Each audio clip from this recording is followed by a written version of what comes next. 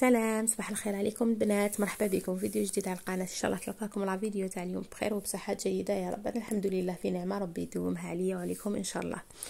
الفيديو تاع نهار اليوم هو اخترت لكم تكون ميني صمصه فيريرو لعشاق التقرميش. كما قلت لهم لعشاق القرمشه اللي عندهم ضروس ويحبوا يقرمشوا، غير سيوها ما تراطيوهاش، لانه صح رايحه تخلص لكم في النهار بزاف بنينه. ومقادير يعني تقدروا ديروها، سورتو دوكا رانا في العيد، على بالي يكون عندكم شويه لز شويه كاوكاو، تقدروا ديروها غير بالكاوكاو، تقدروا ديروها بمزيج تاع المكسرات. المهم كما قلت لكم ننصحكم تجربوها. هذه الوصفه كنت شفتها عند واحده حبيبتي في الانستغرام، وقلت توجور نقول نسيها حتى اليوم باش كتب ربي وسيتها، وصراحه ما ندمتش اللي سيتها، ندمت اللي ما سيتهاش من قبل. هكذا تابعوا هكا الفيديو الاخير باش نتعرفوا المقادير وطريقه التحضير، وما تنسونيش بجامو كومونتير. واللي جديده في القناه نقول لك مرحبا بك، واللي مازال ما ابوناتش في القناه نقول لك واش راكي تستناي، ابوني وفعلي الجرس هكذا باش يلحقكم كل جديد، وان شاء الله تعجبكم القناه ويعجبكم كامل الوصفات ديالي. هنا نبداو على بركه الله. واش عندي المقادير؟ عندي 200 غرام تاع مكسرات. انا هنا واش خيرت 100 غرام. كان عندي لوز محمص بالقشور تاعو مطحون مليح كما كنت درت به تشارك بارطاجيته معكم.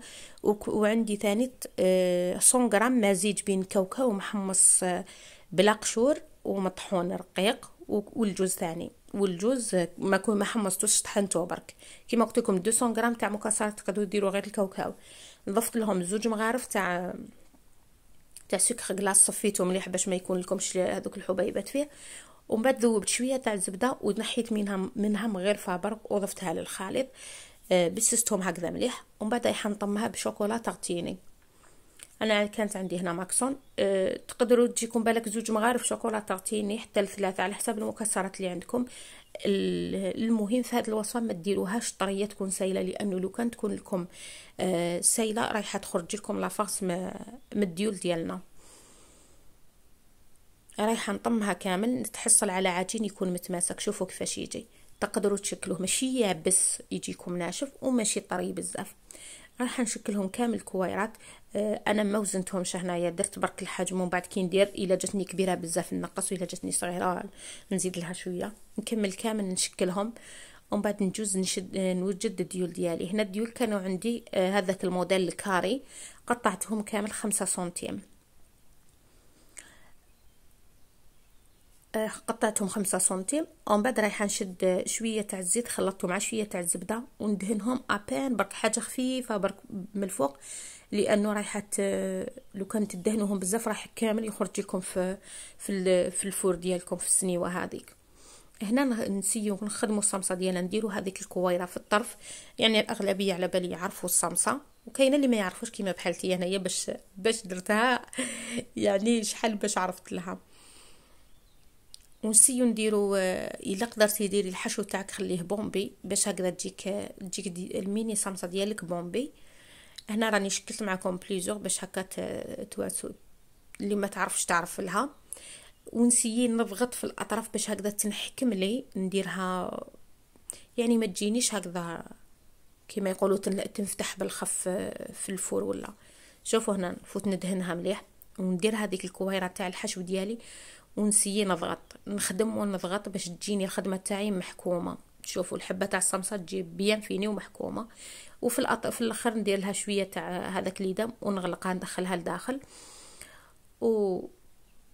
ونسيو الا كانت لك بزاف هذاك الاطراف قاعد لك نحيوهم، قصيهم شويه ومن بعد ديريهم.